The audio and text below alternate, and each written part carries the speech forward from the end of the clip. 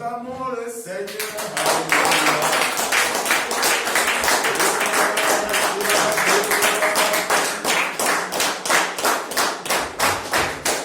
Alléluia. Père, merci pour ce temps merveilleux. Béni sois-tu pour ce souvenir que nous célébrons encore aujourd'hui, Seigneur. Que ton nom soit glorifié, que ton nom soit béni pour ta sainte présence au milieu de nous. Au nom de Jésus, nous avons ainsi prié. Amen. Amen. Nous pouvons prendre place dans la présence de notre Père. Amen. Gloire à Dieu. Amen. Alors voilà, je me joins encore à mes bien-aimés qui m'ont précédé pour souhaiter à chacun d'entre nous une belle année 2021. Amen. Amen. Dieu est avec nous. Amen. Il est avec nous. Et je vous bénis ce matin encore. Ouvrons nos Bibles sans plus tarder pour acclamer le Seigneur. Amen. Alléluia.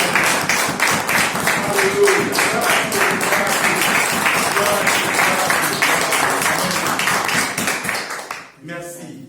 Merci Seigneur. 1 Jean 4, verset 15. Merci Seigneur Jésus. Tu es là. Verset 15 à 18. Alléluia. Thank you, Lord. Celui qui confessera que, est-ce que vous l'avez trouvé? Je vous laisse trouver rapidement, c'est vers la fin. Amen. 1 Jean 4, à partir du verset 15, la Bible dit, celui qui confessera que Jésus est le Fils de Dieu, Dieu demeure en lui et lui en Dieu. Alléluia. Amen. Amen. Et nous avons connu l'amour que Dieu a pour nous et nous y avons cru. Dieu est amour et celui qui demeure dans l'amour demeure en Dieu et Dieu demeure en lui. Verset 17. Tel il est, tel nous sommes aussi dans ce monde. Est-ce que tu le crois? C'est en cela que l'amour est parfait en nous, afin que nous ayons de l'assurance au jour du jugement. Verset 18.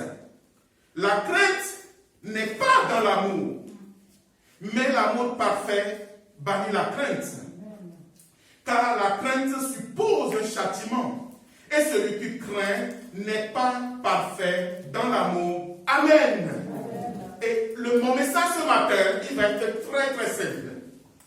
Depuis le mois de décembre, Dieu a commencé par nous dire ce que nous devons faire cette année. C'est de marcher avec la sagesse de Dieu. Amen. C'est que dans tous les domaines, dans tout ce que nous allons faire cette année, que nous puissions marcher dans la sagesse de Dieu. Et nous avons dit que cette sagesse, ce n'est pas la sagesse du monde.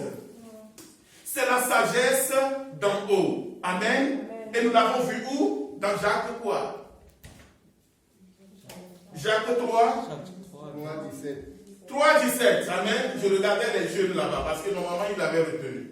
Amen. Nous avons vu que cette sagesse, c'est la sagesse de Dieu. Elle est la sagesse d'en haut. Amen. Et ce matin, Dieu veut que, avec la sagesse de Dieu, nous puissions marcher dans l'amour. Alors si tu quittes l'église ce matin, quand on va te demander, mais c'était quoi le thème du message? Tu diras, Dieu nous a dit de marcher dans l'amour. Alléluia.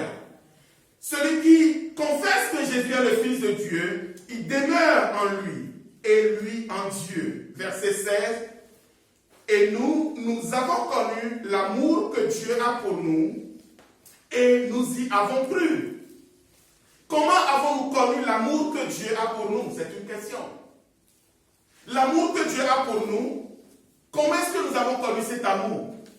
Et c'est ce que Jean nous dit dans chapitre 3, Jean 3, verset 16. Il nous dit que Dieu a tant aimé le monde et il a donné son Fils unique. En donnant Christ, Dieu nous a montré son amour. Est-ce que vous êtes là? Amen. Et le verset continue, verset 17, il dit que Dieu n'a pas envoyé son Fils dans le monde pour juger le monde, mais afin que le monde soit sauvé par lui. Amen. Donc c'est de cette façon que nous avons connu l'amour de Dieu. Amen. Nous avons connu l'amour que Dieu a pour nous et nous y avons cru. C'est cet amour de Dieu que nous avons vu qui nous a poussés à la foi.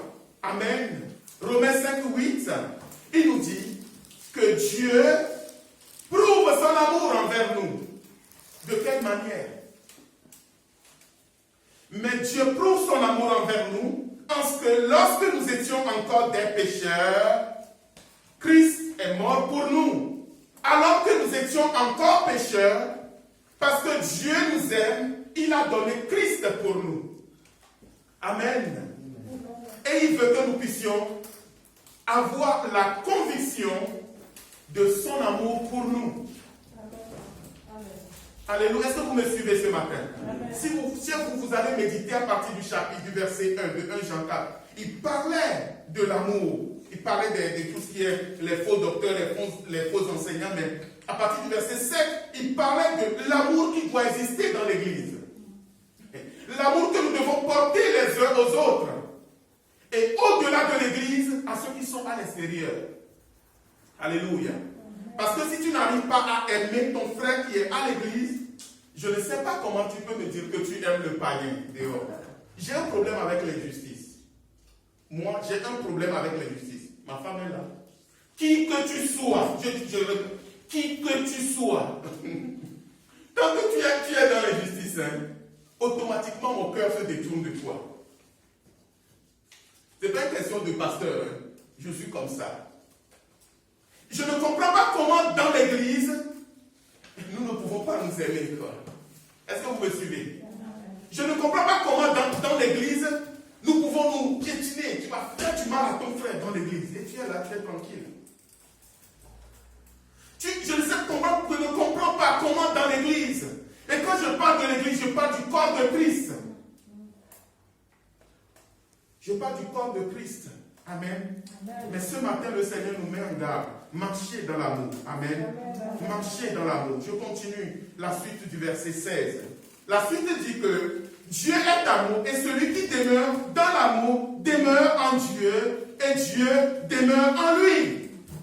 Dieu est amour. Celui qui demeure dans l'amour, il demeure en Dieu et Dieu demeure en lui.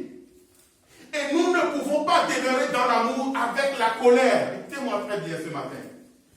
Nous ne pouvons pas demeurer dans l'amour avec la colère. Tu ne peux pas demeurer dans l'amour avec l'amertume. Tu ne peux pas demeurer dans l'amour avec la haine, la colère, l'amertume, la haine. Parce que derrière il y a la vengeance, l'esprit de vengeance qui va se lever. Bien-aimés, nous sommes les enfants de Dieu. Et plus loin, il dit, tel il est, tel nous sommes. Dieu, ce matin, je méditais, le Saint-Esprit me parlait encore. J'avais honte. Le Saint-Esprit me parlait encore ce matin. Est-ce que vous voulez savoir ce que l'Esprit me disait? Vous savez, si Dieu était comme nous, si Dieu était comme toi, si Dieu était comme moi, est-ce que vous pouvez imaginer tous ces pécheurs, tous les gens mauvais sur la terre, eux aussi se sont réveillés ce matin. Je dis, Seigneur, tous les gens mauvais, les gens méchants, au moment où je vous parle, cette nuit, il y a des gens qui ont commandé des meurtres. Il y a des gens qui ont ordonné qu'on aille tuer quelqu'un, verser des sangs. Et pourtant, ces gens-là aussi se sont réveillés ce matin. Eux aussi, leurs maisons se sont réveillées. Je dis, waouh. Il y a des gens qui sont partis vers la femme d'autrui, même des fois, même des gens qui leur ont fait du bien. Aller prendre sa femme, détourner sa femme. Il y a des gens qui sont partis détourner les enfants d'autres personnes. Eux aussi, ils sont réveillés ce matin. Et Dieu me dit, tu vois, moi, je ne suis pas comme vous. C'est moi qui fais lever le soleil pour les bons et pour les méchants. Bien aimé, je prie que Dieu puisse ouvrir votre intelligence, que vous puissiez comprendre ce qu'est l'amour de Dieu. Alléluia. Vous savez, je suivais une personne qui travaille avec des détenus difficiles. Dans un reportage, il expliquait que Même les gens qui commettent des crimes les plus horribles, etc., eux, leur travail, c'est de pouvoir essayer de communiquer avec ces personnes.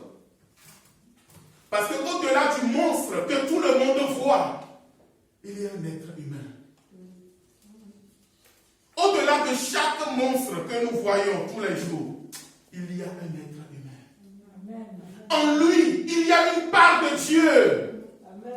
En lui, il y a une part de la bonté et de l'amour de Dieu. Mais c'est juste que Satan a pris le contrôle de la vie de cette personne pour l'entraîner, pour devenir ce qu'il est devenu. Bien-aimé, moi je prie que Dieu puisse nous aider. C'est vrai, nous ne pouvons pas égaler l'amour de Dieu. C'est vrai, des fois nous subissons des choses qui nous font très mal. Nous subissons des injustices. Des fois nous sommes humiliés jusqu'à toucher la poussière.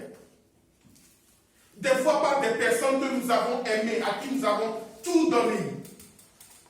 Et quand tu te lèves, tu es là, la poussière dans la bouche. Le diable, il te dit, mais est-ce que tu vois? Est-ce que tu vois ce qu'il t'a fait? Est-ce que tu vois ce qu'elle t'a fait? Est-ce que tu vas le laisser comme ça?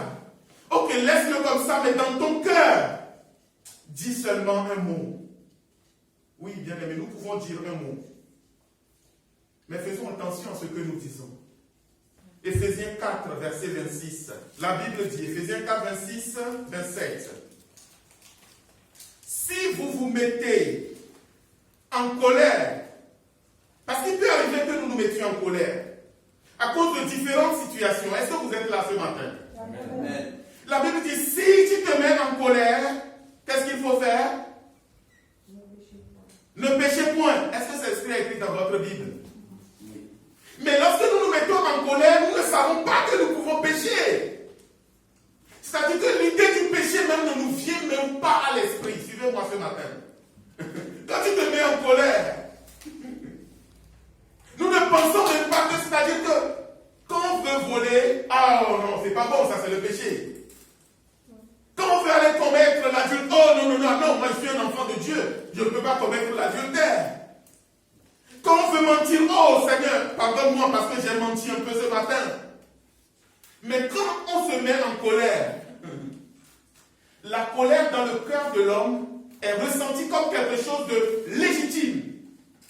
Et ici, Paul nous dit, si vous vous mettez en colère, ne péchez point.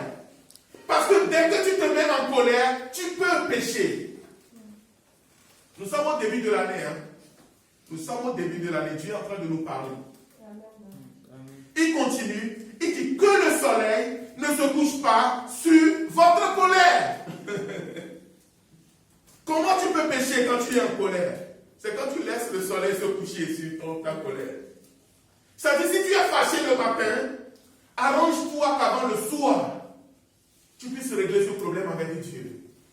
Si c'est plus trop fort, si c'est trop difficile pour toi, demande à Dieu de t'aider. Seigneur, je n'en peux plus. Seigneur, c'est trop dur. Aide-moi. Seigneur, j'ai la colère qui monte. J'ai la haine qui monte. Seigneur, aide-moi. J'avais des chrétiens, des églises qu'on avait conduites dans le passé. Ils disaient, ah, je vais mettre la Bible de côté. Et je vais aller lui régler son compte. Ça, c'est la colère. Si nous sommes enfants de Dieu, nous ne pouvons pas mettre la Bible de côté, aller régler des comptes et revenir reprendre la Bible. Mon frère, ma soeur, écoute-moi très bien. Dès qu'il y a la colère, dès qu'il y a l'amertume, dès qu'il y a la haine, Dieu s'en va. Note-le. Dieu est amour. Alléluia. Et dès qu'il y a ces choses qui arrivent et que nous laissons s'enraciner en nous, bien-aimés, Dieu s'en va. Et après, nous ne comprenons pas pourquoi notre vie de prière n'est plus efficace. Après, nous pouvons lutter pour prier. Après, nous pouvons lutter pour chercher Dieu. Mais si tu es sincère avec toi-même, tu vas sentir cette sécheresse. Tu vas sentir que tu pries, mais tu cherches Dieu, mais parce qu'il y a quelque chose qui est encore là dans le cœur. Amen. Et Dieu veut, bien-aimé, ce matin, que nous puissions enlever de notre cœur toute forme de colère, toute forme d'amertume, Parce que Dieu est amour. Amen. Il est amour. Celui qui demeure en lui demeure dans l'amour. Amen. Il est amour. Celui qui demeure dans l'amour demeure en Dieu. Et Dieu demeure en lui. Alléluia. Alors il continue. Verset 17 de notre texte principal de 1 Jean 4, verset 17. Il dit, tel il est, tel nous sommes aussi dans ce monde. C'est en cela que l'amour est parfait en nous, afin que nous ayons de l'assurance au jour du jugement. Tel il est, tel nous sommes. Et la fin dit, afin que nous ayons de l'assurance au jour du jugement. Amen. C'est en cela que l'amour de Dieu est parfait en nous, pour que nous ayons de l'assurance au jour du jugement. Et ma question pour toi, elle est simple. As-tu l'assurance pour le jour du jugement? Nous sommes chrétiens. Avons-nous l'assurance pour le jour du jugement? Es-tu convaincu que si Jésus venait maintenant, il va te prendre? Oh, ça c'est une question difficile, n'est-ce pas? Est-ce que tu as l'assurance du jour du jugement? Jean est en train de nous donner une clé forte, en tout cas pour moi. Il dit marcher dans l'amour comme Dieu est amour. Amen. Afin que vous ayez l'assurance au jour du jugement. Si nous n'en laissons pas autre chose rentrer dans notre cœur, bien-aimés, nous aurons cette assurance au jour du jugement. Amen. Je vois que beaucoup de chrétiens n'ont pas l'assurance du jour du jugement. Et ça fait partie des points sur lesquels le Saint-Esprit veut insister ce matin. Beaucoup de chrétiens n'ont pas l'assurance du jour du jugement. Beaucoup de chrétiens ne savent pas si Jésus vient, est-ce que Jésus va le prendre ou s'il va rester. Amen. Alléluia. Romains 8, pardon. Merci Seigneur. À partir du verset 14. Romains 8, 14 jusqu'au verset 17. Est-ce que vous l'avez? Amen. La Bible dit, tous ceux qui sont conduits par l'Esprit de Dieu sont fils de Dieu. Alléluia. Car tous ceux qui sont conduits par l'Esprit de Dieu sont fils de Dieu. Verset 15. Et vous n'avez pas reçu un esprit de servitude pour être encore dans la crainte. Mais vous avez reçu un esprit d'adoption par lequel nous crions Abba Père. Alléluia. Nous n'avons pas reçu un esprit de servitude pour être encore dans la crainte. Mais nous avons reçu quel esprit? Un esprit d'adoption par lequel nous disons Abba Père. Amen. Par lequel nous crions Abba Père. Par lequel nous appelons Dieu Père. Alléluia. Abba Père, c'est la forme affective qu'un enfant puisse appeler son Père. C'est la forme la plus, on va dire, intime qu'un enfant qui aime son Père puisse l'appeler. Et cet esprit d'adoption, Dieu nous l'a donné. Alléluia. Nous n'avons pas reçu un esprit de servitude. Vous savez, lorsqu'on est adopté, est-ce que vous êtes là ce matin? Amen. Est-ce que vous êtes là? Amen. Lorsque vous voyez une famille qui a adopté des enfants, parfois les enfants qui sont adoptés ne sont pas très sûrs de l'amour que les parents ont pour eux. C'est quelque chose qui est difficile à dire, mais je le dis quand même pour nous enseigner.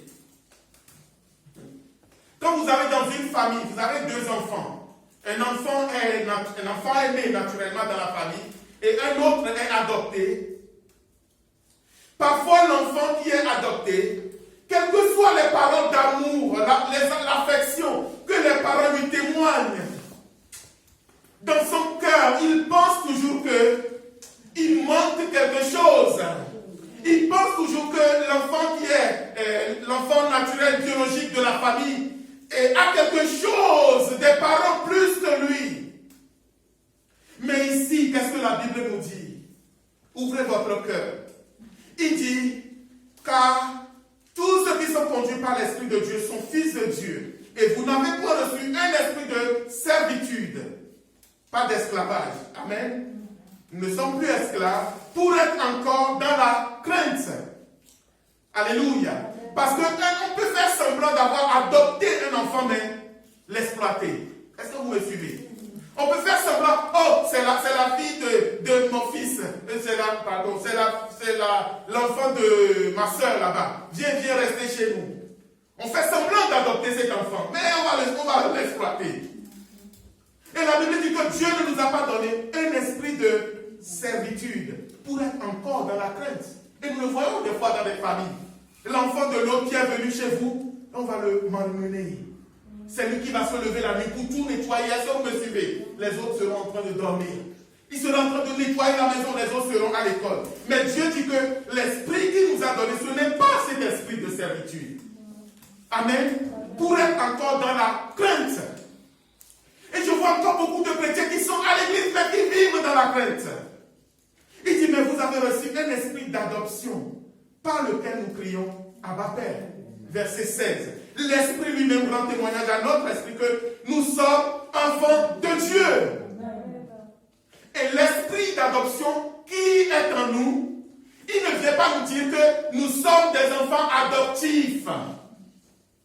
L'esprit d'adoption vient nous dire que nous sommes des enfants de Dieu. Parce qu'il y a une différence de ressentir dans ton esprit que je suis un enfant adopté, que de ressentir que je suis un enfant de la famille. Alléluia. Et suivez mon propos. Je prie que le Saint-Esprit ouvre notre intelligence. Bien-aimés, nous sommes les enfants de Dieu. Amen. Alléluia. Amen. Oui, nous sommes adoptés. Ne changez pas mon propos. Oui, Dieu nous a adoptés au travers de Christ. Mais une fois que nous sommes adoptés, nous sommes devenus enfants de Dieu. Amen. Et j'ai observé des familles. Moi-même dans ma maison. C'est bien de parler des autres. Mes enfants, quelle que soit la bêtise qu'ils ont fait, oh, ils ne doutent pas que je les aime. Waouh! Dans une famille normale, les enfants, quel que soit ce qu'ils vont faire comme bêtise, comme mal, ils vont revenir à la maison. Si tout le monde les chasse, si ton enfant est pour chasser dehors par l'ennemi, même s'il a 40 ans ou 50 ans, même s'il est devenu fou, il va chercher le chemin de la maison jusqu'à rentrer chez toi. Les enfants d'une famille n'ont pas de doute sur l'amour de leurs parents pour eux. Mais l'esprit d'adoption, quelqu'un qui est enfant et qui pense qu'il est enfant adopté, je suis un enfant adoptif, il n'a pas cette assurance. Il n'a pas cette assurance. Et Dieu veut ce matin te donner l'assurance de ton salut. Amen. Nous sommes les enfants de Dieu. Oui, il peut arriver que nous tombons comme les enfants tombent dans une famille. Il peut arriver que nous nous égarions comme un enfant peut s'égarer dans une famille. Vous savez le Jonathan Daval, le jeune homme qui a tué sa femme. L'histoire qui passe en boucle sur BFM. Au tribunal la dernière fois, quand il sera jugé, sa mère était là. Ah! La mère de ce jeune homme, que tout le monde qualifie Jonathan le monstre. Mais cette affaire, j'ai dit à ma femme, tu vois, l'homme regarde à l'apparence, Dieu regarde au cœur. Parce que Dieu seul sait ce qui s'est réellement passé. Rien ne peut excuser un meurtre. Rien ne peut excuser un meurtre. Mais, au tribunal, la mère de ce jeune homme était là. Alléluia. Sa mère, les journalistes ont demandé, elle a dit, moi j'aime mon fils. Quel que soit là où il va se trouver, je serai à ses côtés. Et c'est cet amour que Dieu a montré pour toi, mon frère, ma soeur. Bien-aimé, nous voulons partir de bon pied cette année. Nous voulons partir de bon pied cette année. Nous ne voulons plus avoir cette vie chrétienne où on doute, est-ce que Dieu m'aime? Est-ce qu'il m'entend? Est-ce qu'il ne m'entend pas? Est-ce qu'il va me secourir? Non. Marchons dans l'amour. Amen. Amen. Marchons dans l'amour. Et il continue, je vais avancer rapidement. Verset 7, l'Esprit lui-même rend témoignage à notre esprit que nous sommes enfants de Dieu. Alors si nous sommes enfants, nous sommes aussi héritiers de Dieu et co-héritiers de Christ. Si toutefois nous souffrons avec lui, afin d'être glorifiés avec lui. Amen. Notre part, c'est d'accepter de souffrir avec Christ. Nous ne pouvons pas dire que nous sommes enfants, donc nous faisons n'importe quoi. Non, nous devons accepter de marcher avec notre Père Céleste. Amen. Nous devons marcher dans la lumière avec Christ. Alors, le dernier point, nous retournons dans notre texte principal de 1 Jean 4. Nous allons lire rapidement le dernier point. Alléluia. Gloire à Dieu. Il dit, la crainte n'est pas dans l'amour, mais l'amour parfait bannit la crainte. Amen. Et nous devons bannir la crainte de nos vies pour cette année. Amen. Car cela suppose un châtiment. Et celui qui craint n'est pas parfait dans l'amour. Et Dieu nous dit cette année que l'amour parfait bannit la crainte. Nous ne devons plus marcher dans la crainte. Et prochainement, je parlerai de cette crainte. Parce que cette année, il va y avoir des problèmes difficiles. Est-ce que je dois répéter? Cette année, suivez-moi très bien. Cette année, il va y avoir des temps difficiles. Mais le seul moyen pour pouvoir tenir ferme, ce sera de marcher dans l'amour. Maintenant que nous avons compris ce que ça veut dire marcher dans l'amour. Si tu ne marches pas dans l'amour, Satan va te déstabiliser. Les situations vont te déstabiliser. Les circonstances vont t'emporter comme un vent. Le monde n'a plus la paix. Si nous voulons la paix, demeurons dans l'amour de Dieu. Ayons la certitude que, oui, nous sommes adoptés, mais nous sommes des enfants. Et que le Père nous aime. Alléluia. Et qu'il est avec nous. Il a dit, je ne t'abandonnerai pas, je ne te délaisserai pas. Et c'est cet amour qui va te protéger. L'amour parfait va bannir la crainte. Quel que soit ce qui va arriver cette année, tu garderas la paix. Tu garderas le calme. Tu garderas la confiance. Tu garderas la sérénité. J'ai vu un reportage en Argentine, dans les cartels de drogue là-bas. J'ai vu plus d'une dizaine de femmes, elles ont pris des pioches. Parce que quelqu'un leur a indiqué, parce que leurs enfants ont disparu. Et une personne leur a indiqué que ils ont été tués, mais je sais où ils sont enterrés. Donc, on leur a montré dans une montagne quelque part, dans un trou quelque part. Une dizaine de femmes avec la houe, avec des pioches. Elles sont parties, je les ai vues, elles étaient en train de creuser des montagnes. Alléluia. Et Dieu me dit, regarde ces femmes. Regarde ces femmes. Elles étaient en train de creuser des montagnes, cherchant le corps de leurs enfants. Vous savez, l'amour, hein, même jusque dans la mort, même jusque dans la mort, je dis, oh Seigneur, quel amour! Quel amour! Quel amour! Et Dieu dit que une femme oublie-t-elle son enfant? Les hommes ne font pas des choses comme ça. Il y a des femmes qui sont capables d'aller creuser des montagnes en cherchant le corps de leurs enfants. Les voyous, ils ont déposé de grosses pierres. Elles ont fait déplacer des pierres. Certaines pierres, elles ne peuvent pas les déplacer. Elles étaient en train de les casser petit à petit. J'ai dit, oh Seigneur, quelle démarche de courage. Quelle foi. Et le Seigneur me dit, oui, c'est de cette façon que je vous ai aimé. C'est de cette façon que Dieu t'a aimé. Tu n'es pas le pire des êtres humains. Je ne sais pas comment vous le dire. Je veux vous dire ce matin que Dieu vous aime. Amen. Que vous êtes des enfants de Dieu. Amen. Des fois, les chrétiens préfèrent qu'on leur dise l'inverse. Oui, ma soeur, c'est vrai. Je suis pasteur, j'ai vu des gens dans l'accompagnement pastoral. Des gens pour leur faire comprendre que Dieu est avec eux. 1, 2, 3, 4 entretiens. Le lendemain, quand il va revenir, là où vous avez commencé, il y a 2 mois, vous allez repartir du même point. Si tu n'es pas courageux, tu vas ouvrir le bureau, tu vas dire au revoir. Parce que nous n'avons pas cette conviction. Et ce matin, bien-aimé, Dieu veut que nous ayons notre confiance en notre Dieu. Amen. Que le Père nous aime. Amen. Ces femmes, elles ont creusé, elles n'ont pas pu trouver leurs enfants.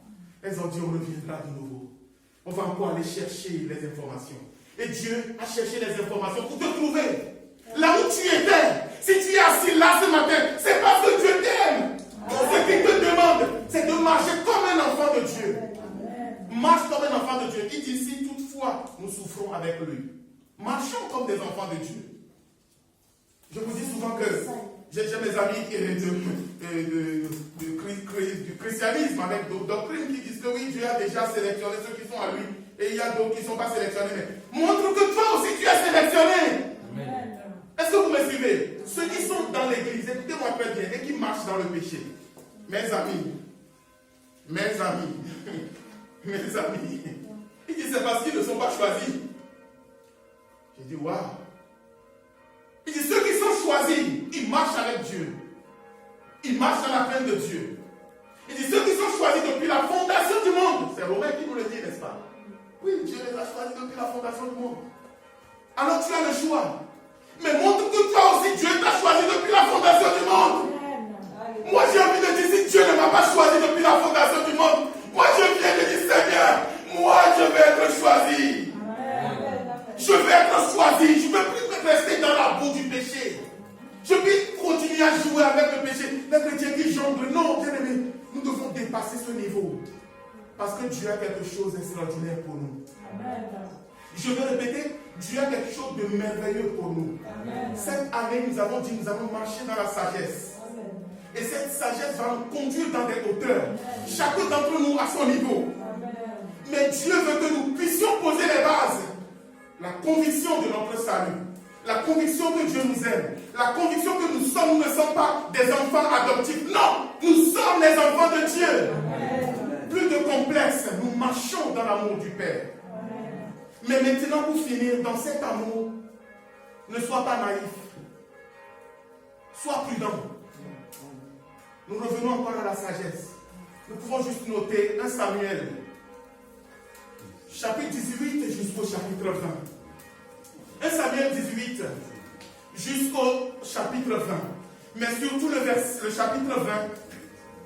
1 Samuel 18 nous parle de la vie la relation de David avec Jonathan, son ami. Et Jonathan était le fils du roi Saül. On ne va pas le lire, vous pouvez juste noter parce que nous allons bientôt conclure. Amen.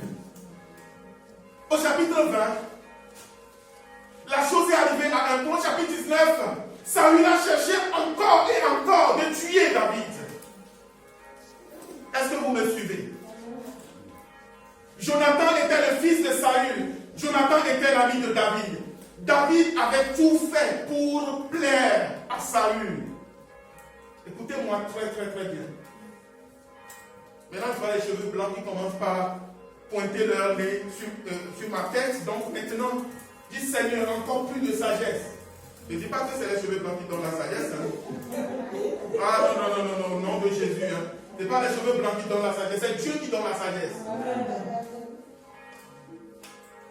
Jonathan dit à David, écoute mon ami, tu fais tout pour plaire à mon père, tu fais tout pour protéger mon père, tu as tout fait pour délivrer mon père, tu as tout fait pour combattre pour mon père, mais l'attitude de cet homme, c'est bizarre. David dit, mais qu'ai-je donc fait? Qu'est-ce que j'ai donc fait? Et nous avons vu aussi comment Joseph se disait, mais qu'est-ce que j'ai fait à mes frères? Je leur ai ramené à manger. J'ai tout fait, quoi. Qu'est-ce que j'ai encore fait? Le Saint-Esprit m'a dit, tu sais, mon fils, il y a des gens qui sont méchants. Écris-le quelque part. Sur la terre, il y a des gens qui sont méchants. Tu en fais ce que tu veux. Je te le livre comme j'ai été livré. Dans ce monde, il y a des gens qui sont méchants. Il y a 10 ans, je ne parlerai pas comme ça. Mais aujourd'hui, je peux parler comme ça. Tout le monde n'est pas gentil. Et l'amour dans lequel Dieu nous demande de marcher, ce n'est pas un amour où nous allons être des stupides. Hein? Ce n'est pas un amour où tu vas aller te jeter dans les bras de celui qui tient l'épée comme ça. Et t'attends. Non. C'est un amour avec lequel nous allons marcher avec la sagesse. Dans Matthieu 10, je prends le verset 16, vous pouvez le monter. Jésus a dit, soyez simples comme les colombes, prudents comme le serpent. Nous devons marcher dans cet amour, mais avec prudence. Jonathan a dit à David, écoute mon ami, on va faire ça.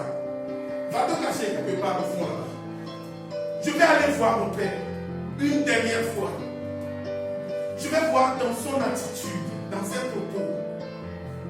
Si dans sa manière de parler, je vois que vraiment il ne t'en veut pas, voilà, je vais lancer une pierre et puis je vais lancer des flèches.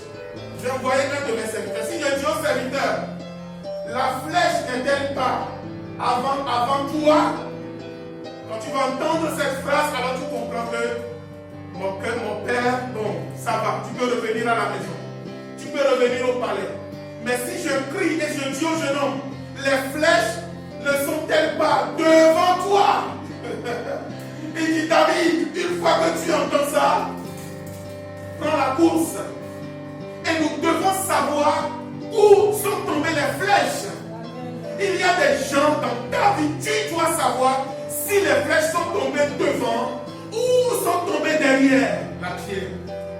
Et si nous n'utilisons pas la sagesse, mon frère, ma soeur, Dieu ne nous appelle pas à la stupidité, mais il nous appelle à la sagesse. Amen.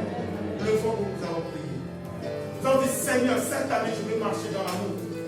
Aide-moi à marcher dans l'amour cette année. Aide-moi à marcher dans l'amour. Je sais que ce n'est pas toujours facile, mais aide-moi à marcher dans l'amour. 2021, je vais marcher dans l'amour. Donne-moi la sagesse pour interagir avec les uns et les autres. Guide-moi par ton esprit.